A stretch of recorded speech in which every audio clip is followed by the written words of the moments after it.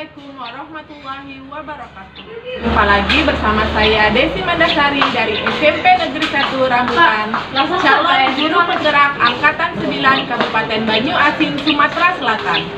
Pada kesempatan kali ini saya akan melakukan percakapan pra-observasi bersama dengan guru bahasa Indonesia di SMP Negeri 1 Rambutan, yaitu Ibu Ida Royani, Sarjana Pendidikan. Silakan Ibu Ida, perkenalkan dirinya. Baik, nama saya Ida Royani, mengajar di kelas 8 Bahasa Indonesia. Apa kabarnya nih Bu? Alhamdulillah sehat. Alhamdulillah. Jadi Bu, pada kesempatan kali ini saya akan melakukan percakapan pra-observasi kepada Ibu sebelum Ibu melakukan pembelajaran di kelas, atau sebelum saya melakukan kegiatan supervisi di kelas Ibu. Oke Bu, adapun tujuan dari dilakukannya kegiatan supervisi yaitu untuk mengetahui dan juga mengevaluasi jalannya proses pembelajaran yang Ibu lakukan di kelas, dan mengapa kita saat ini melaksanakan percakapan pra-observasi untuk persiapan awal sebelum nanti Ibu melakukan kegiatan pembelajaran, supaya nanti Ibu lebih siap dan lebih percaya diri sehingga dapat memberikan pembelajaran yang terbaik untuk murid-murid Ibu. Ada beberapa pertanyaan yang akan saya utarakan sama Ibu nih Bu ya. Ibu akan melaksanakan kegiatan observasinya di mana? Di kelas 8. Di kelas 8. Oke. Kapan Bu untuk harinya? Hari Rabu. Hari Rabu ya. Bu, nanti di jam ke 1, 2. Oh, jam ke-1 dan ke-2. Baik ya Bu Ida. Untuk pembelajaran hari Rabu nanti, tujuan pembelajarannya apa sih Bu kira-kira? Pembelajarannya itu ada dua. Satu, memahami peserta didik memahami tentang informasi teks artikel dunia populer. Yang kedua, siswa dapat menginterpretasikan pro dan kontra mengenai artikel ilmiah. Oke, baik sekali Bu, luar biasa. Jadi ada dua tujuan ya, tujuan pembelajaran yang ingin dicapai oleh Ibu. Dari dua pembelajaran tadi, tujuan pembelajaran tadi, kemudian kira-kira area pengembangan apa sih yang ingin saya amati nanti pada saat observasi dilakukan? Area keaktifan murid. Kemudian pada kegiatan pembelajaran bahasa Indonesia, cenderung hanya murid tertentu yang saja yang aktif, misalnya membaca, kemudian mengandalkan yang teman yang mereka anggap pintar di kelas. Oke Bu, jadi tadi ada dua ya, pertama keaktifan siswa dan juga nanti akan mengembangkan murid yang dianggap lebih ya Bu ya, untuk kebayaan. Baik ya Bu Ida, untuk strategi pembelajarannya nanti seperti apa ya Bu? Saya menggunakan model PBL, pembelajaran training dengan metode tutor, supaya melalui kegiatan diskusi, jadi nanti anak akan membentuk kelompok kecil dengan kemampuan yang berbeda, sehingga anak yang mengajarin teman dalam kelompoknya yang kurang bisa memahami materi tersebut. Jadi nanti strateginya menggunakan tutor sebaya ya Bu Ida, melalui kegiatan diskusi. Untuk media pembelajarannya Bu, nanti akan menggunakan apa ya kira-kira? Menggunakan LKPD dan modul aja. Oke, LKPD dan juga modul. Nah, harapan Ibu nih dari kegiatan supervisi ini kira-kira seperti apa ya nantinya? Harapan saya nanti setelah ini nanti anak-anaknya lebih aktif dan mengikuti pembelajaran bahasa Indonesia. Baik ya, luar biasa. Jadi Ibu tadi berharap anaknya lebih aktif lagi Bu ya, semoga nanti akan terwujud. Nah Ibu Ida, sebelum kita akhiri, menurut Ibu Ida nih dari percakapan kita kali ini apa yang Ibu dapatkan? Baik Bu. Saya menjadi tahu untuk mengajar nanti apa yang masih perlu saya siapkan lagi untuk Jadi kita akan lebih mempersiapkan lagi Bu ya. Semoga nanti kegiatan observasinya lebih maksimal, Ibu dapat mencapai tujuan pembelajaran dan dapat mengaktifkan murid seperti harapan Ibu ya. Terima kasih ya Ibu pada kesempatan kali ini.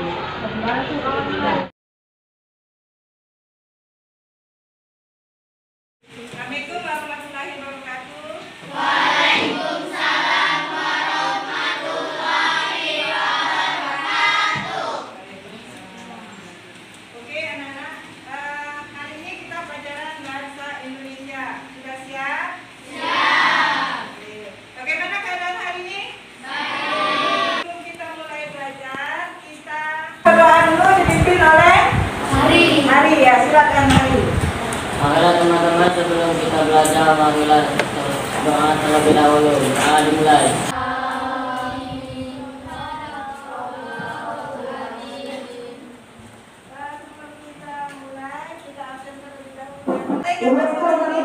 Ada satu yang tidak hadir ya pada hari ini.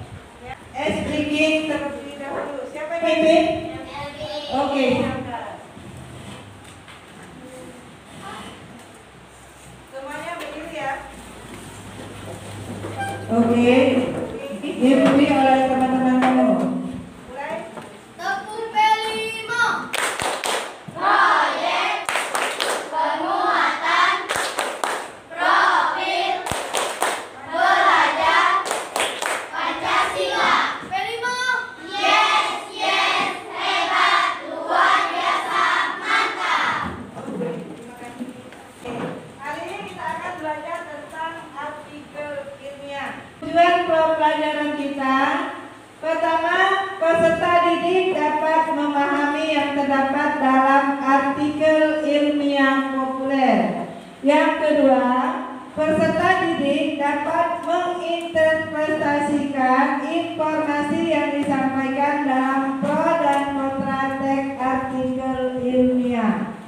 Oke, sebelum kita mulai belajar, Ibu mau tanyakan sedikit, ya. Hanya 2 pertanyaan. Yang pertama, apakah kalian pernah melihat atau mengetahui artikel ilmiah? Pernah? Di mana? Di koran. Di mana lagi? Di HP.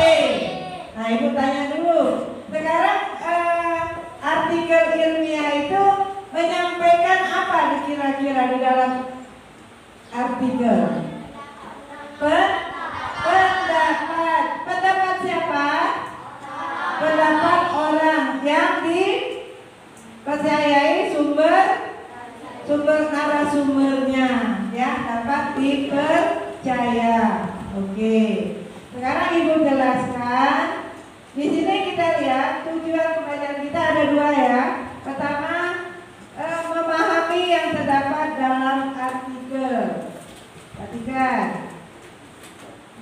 Di sini kita lihat ada pengertian artikel ilmiah. Di situ ada menurut Suyitno. Coba ada yang mau baca, silakan. Oke, silakan. Hal yang paling mendasar untuk penegasan dan pengontrolan infeksi adalah dengan mencuci tangan. Dengan mencuci tangan berarti membuang kotoran dan juga debu secara mekanis dari kedua tangan dengan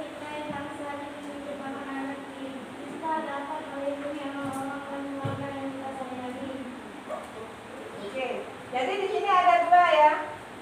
Tadi kita tentang informasi ya. Yang kedua materi kita tentang pro dan kontra.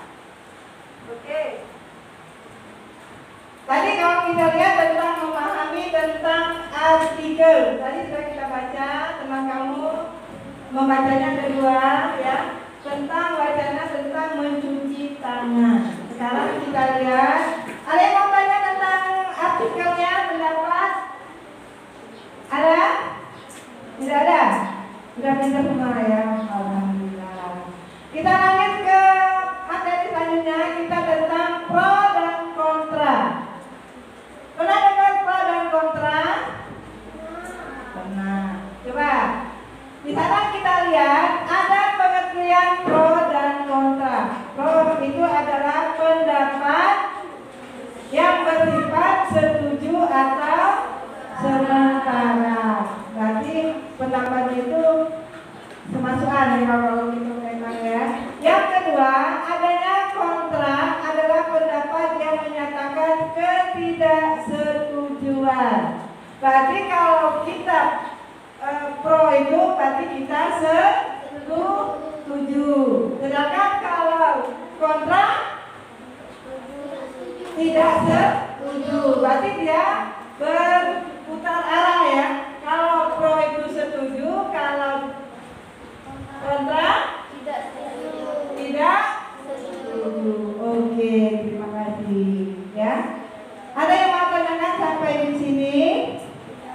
Jadi kita hari ini tentang memahami informasi yang terdapat di dalam artikel, ya. Yang kedua tentang pro dan kontra. Oke. Nah, di sini kita lihat ada kita diskusi, kita membentuk diskusi. Silakan membentuk diskusinya masing-masing. Ibu ambil di sini ada 4 sampai 5 orang ya. Di sini ada 4. Kita ambil 4 orang ya. Jadi masing-masing satu baris, 1, 2, 3, 4, 5 dan 6. Silakan bentuk kelompoknya masing-masing, duduknya berhadapan. Saatnya sekolah memikirkan fasilitas ini. Karena semua peserta didik memiliki hak yang sama untuk mendapatkan kenyamanan dan keamanan di sekolah. Oke, sudah kalian baca semua, ya. Sekarang kalian kerjakan di kertas LKPD-nya. Yang pertama kalian cari informasi yang terdapat di dalam artikel ilmiah. Silakan kalian cari. Ada berapa informasi yang kalian temukan. Oke, nanti kita diskusikan di depan ya. Nanti masing-masing kelompok mempresentasikan di depan kelas. Ada yang mau tampil ke depan? Silakan, siapa yang mau maju? Kelompok berapa yang mau maju? Silakan kelompok 2. Oke. Yang penting kita berani dulu ya tampil ke depan. Oke, bacakan. Informasi yang kami temukan adalah 1. Sebutkan dulu dari kelompok berapa. Assalamualaikum warahmatullahi wabarakatuh. Saya dari kelompok 2 akan nama saya Muhammad Rizky Barokah. Saya akan informasi yang kami dapatkan di saat diskusi sebelumnya. 1. Di SMP Pak. Oke, untuk selanjutnya kelompok 6. Oke. Perkenalkan, nama saya Alfianti dari kelompok 6.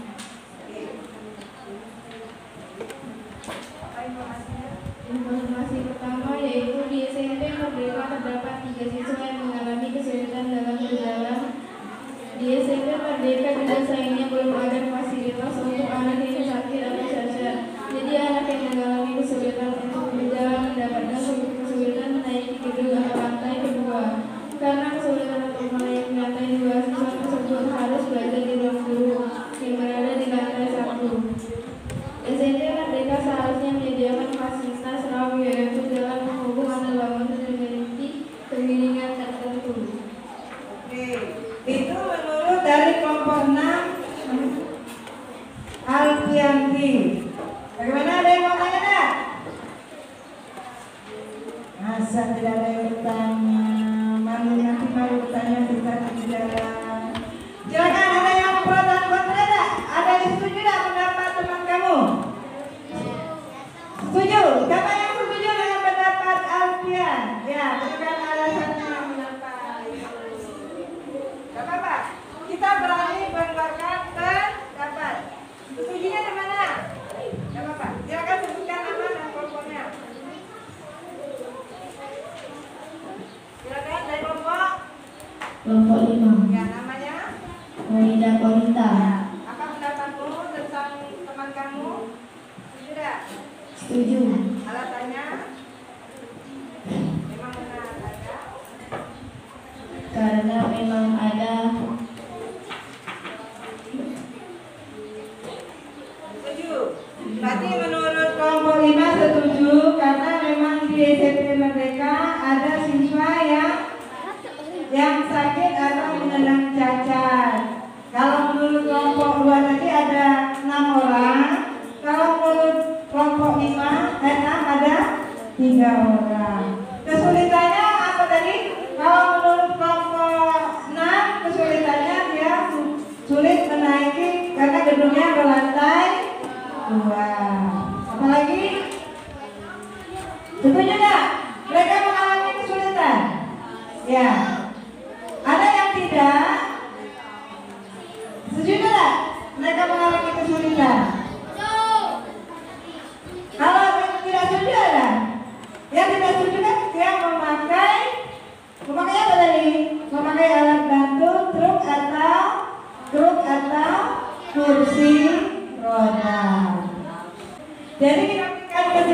kesimpulan bahwa pada artikel yang berjudul fasilitas sekolah untuk peserta didik difabel, di situ ada beberapa siswa yang mendapatkan atau menyandang cacat. Yang kedua, memiliki fasilitas sekolah 2 tingkat ya. Kemudian ada siswa yang memakai truk atau kursi roda. Apalagi? Ada lagi tadi? Ada lagi? Tadi apa lagi? Lanjutnya? Memang benar di situ ada siswa yang menyandang disabilitas, ya. Oke. Ada yang mau tanyakan? Oke. Silakan dikumpulkan LKPD-nya. Oke. Silakan lanjutkan LKPD-nya. Silakan kumpul masing-masing kelompok. Kumpulkan. Tugas selanjutnya kita sama seperti tadi mencari asesmen sumatif ya, penilaian sekali lagi. Di situ ada, kita lihat ada sekolah inklusi.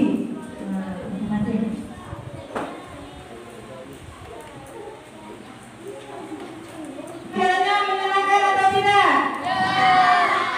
Bosan atau tidak? Tidak. Kenapa tidak bosan? Karena kita bekerja sama, tidak saling bertukar pendapat. Oke? Sebelum kita menutup mengakhiri pelajaran kali ini, tadi kita berikan kesimpulan bahwa artikel ilmiah adalah pendapat seseorang yang perlu kita dapatkan dari pendapat seseorang yang berdasarkan sumber yang terpercaya.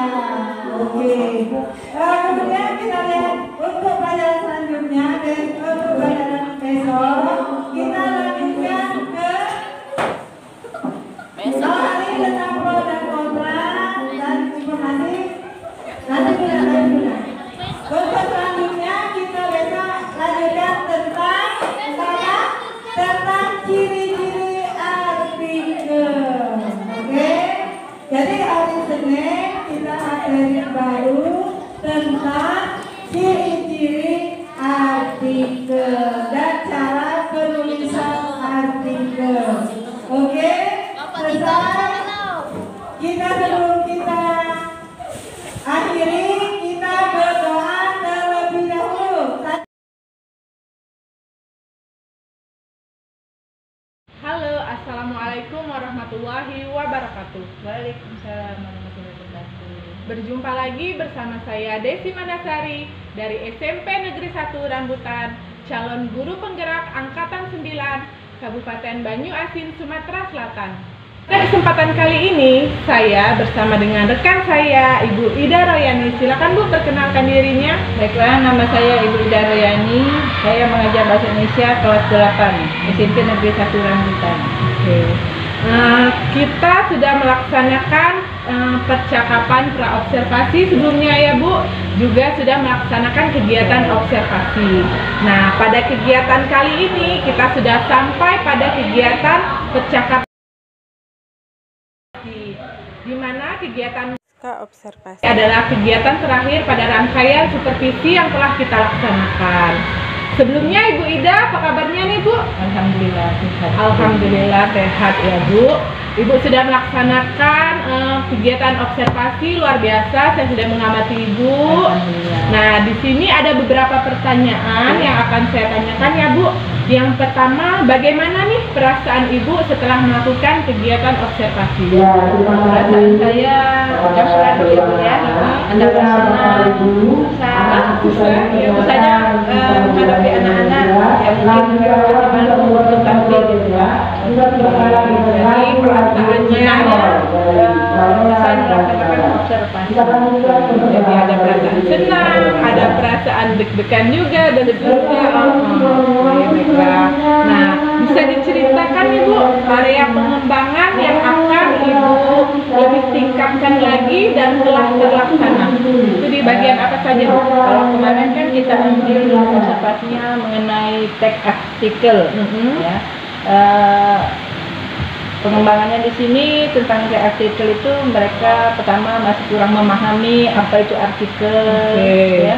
Kemudian tampilnya malu-malu. Mungkin malu ke depan itu mungkin merasa takut salah, malu dan lain sebagainya. Campur aduk jiwa anak. Kira-kira Bu, sejauh mana area pengembangan yang telah Ibu lakukan? Apakah sudah berhasil atau belum?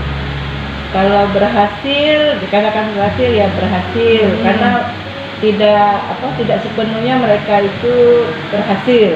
Ya, karena tadi faktor mungkin karena mereka malu, apalagi kalau disuruh baca kan mereka malu. Yang kedua mereka malu untuk tampil ke depan presentasi, ya, karena mungkin takut salah, takut gugup dan lain sebagainya.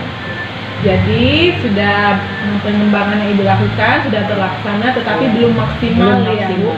Nah, kira-kira nih Bu, apa sih kekurangan itu? Apa sih yang menyebabkan kekurangan atau hal-hal yang belum maksimal itu terjadi? Ya mungkin ya selama ini kan kita pelajaran diskusi itu kan belum begitu diterapkan. Jadi untuk sistem observasi sekarang kan diterapkan. Jadi mereka karena belum terbiasa maju ke depan, jadi kan model pembelajaran kita kan model PBL. Kalau kemarin kita ceramah, Bu, ya. Jadi ceramah kan mereka hanya mendengar. Kalau sekarang mereka turun langsung membacakan dan langsung mempresentasikan hasil diskusi mereka. Jadi mereka merasa gugup. Jadi insya Allah untuk kedepannya mereka lebih berani lagi untuk tampil ke depan. Jadi memang ya Bu, kita ini sedang melaksanakan proses perubahan pendidikan ke arah yang lebih baik. Jadi yang biasanya kita hanya menggunakan metode atau model pembelajaran yang konvensional, sekarang kita sudah lebih bervariasi lagi menggunakan model pembelajaran PJBL misalnya tadi ya Bu. Nah, kira-kira nih Bu, apa sih yang bisa Ibu lakukan atau solusinya nih kira-kira di pertemuan atau kegiatan selanjutnya agar kekurangan atau hal yang belum maksimal tadi dapat lebih baik lagi? Ya, jadi untuk kedepannya itu mungkin ya mereka harus dibiasakan, ya. Untuk biasakan bukan hanya pelajaran bahasa Indonesia saja, tapi untuk pelajaran yang lain. Jadi mereka lebih berani untuk mengungkapkan ungkapan isi hati mereka untuk mengeluarkan materi yang dipertanyakan setiap pelajaran. Jadi mereka timbul keberanian untuk tampil ke depan dan tampil mengungkapkan jawaban. Kalau selama itu mereka hanya mendengar, menyimak, dan memperhatikan. Jadi kalau sekarang mereka turun langsung, jadi mereka merasa gugup dan malu. Benar sekali Bu. Jadi sekarang kita lebih pembelajarannya ke arah murid ya Bu, karena kita sudah menggunakan kurikulum merdeka ya. Jadi kita lebih banyak berpihak atau berpusat kepada murid. Jadi kita guru hanya sebagai fasilitator. Bu, kapan nih rencana evaluasi itu akan dilaksanakan? Evaluasi kedepannya yaitu untuk pertemuan berikutnya. Jadi kalau pertemuan kemarin kita sudah laksanakan, pertemuan berikutnya akan kita laksanakan lagi untuk mencari jalan solusinya tadi untuk yang lebih baik lagi. Ya, benar sekali Bu. Jadi karena kita ini sudah di penghujung akhir semester Bu ya, mungkin kita akan melaksanakan lagi di semester depan ya, agar kendala-kendala atau permasalahan yang telah ditemukan pada saat observasi dapat kita atasi dan lebih dapat memberikan ruang yang lebih baik lagi kepada siswa agar pembelajaran kita semakin berpihak kepada siswa. Seperti itu Bu? Ya, betul sekali. Jadi kita ke depannya jadi bisa lebih tampil lebih bagus lagi. Kita guru kita menjadi lebih semangat dan siswa juga semangat juga. Oke, amin. Semoga itu dapat terwujud ya Bu. Nah, itu saja Bu pada kesempatan kali ini yang ingin saya tanyakan. Saya sudah dapat dapat gambaran yang telah Ibu rasakan, dari permasalahan. Pokoknya luar biasa. Selamat Ibu sudah melaksanakan kegiatan observasi dengan baik. Terima kasih Bu Ida. Demikianlah kegiatan percakapan observasi kami. Semoga bermanfaat untuk kalian semua. Kami akhiri. Wabillahi taufiq wal hidayah. Wassalamualaikum warahmatullahi wabarakatuh. Waalaikumsalam.